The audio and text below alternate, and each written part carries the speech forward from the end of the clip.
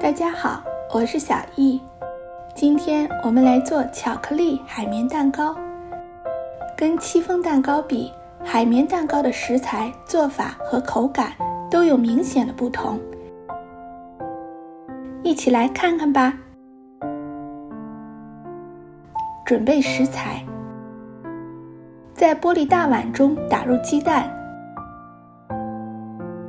加入白砂糖，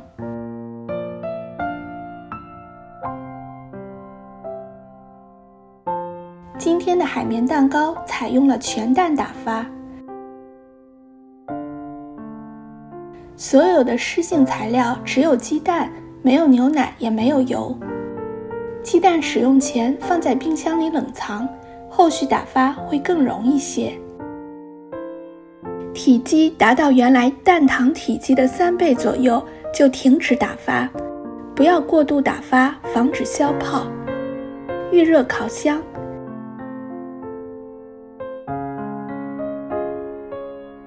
将面粉和可可粉一起筛入打发好的蛋液中，要分4到5次逐步筛入，不要一次筛入过多。每次筛入后，采用翻拌的手法，将面粉、可可粉与蛋液混合均匀，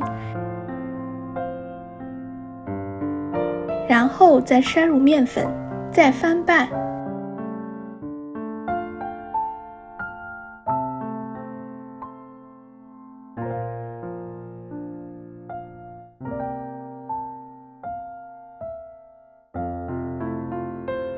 蛋糕面糊准备好了，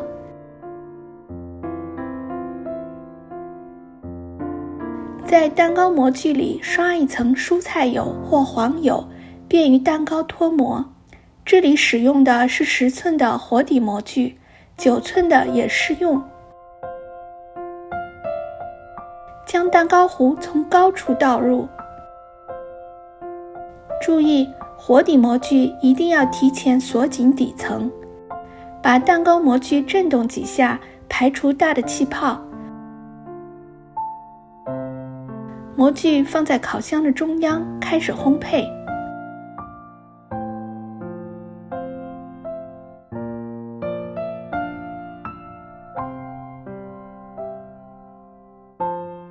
30分钟后，用牙签检查蛋糕里面的熟度，牙签表面很干净，说明蛋糕可以出炉了。满屋都是海绵蛋糕浓郁的香味儿。加入可可粉的蛋糕不再是金黄色，是漂亮的巧克力色。等蛋糕完全冷却后再脱模。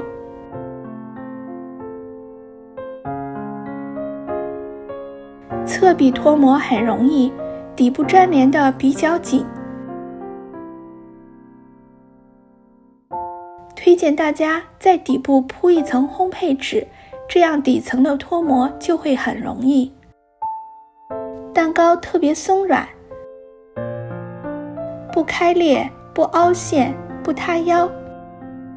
仔细看一下切面，满满的大小气孔，称其为海绵蛋糕太贴切了。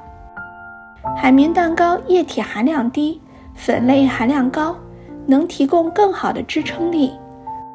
我们购买的生日蛋糕或者其他裱花蛋糕，一般都是使用海绵蛋糕做的。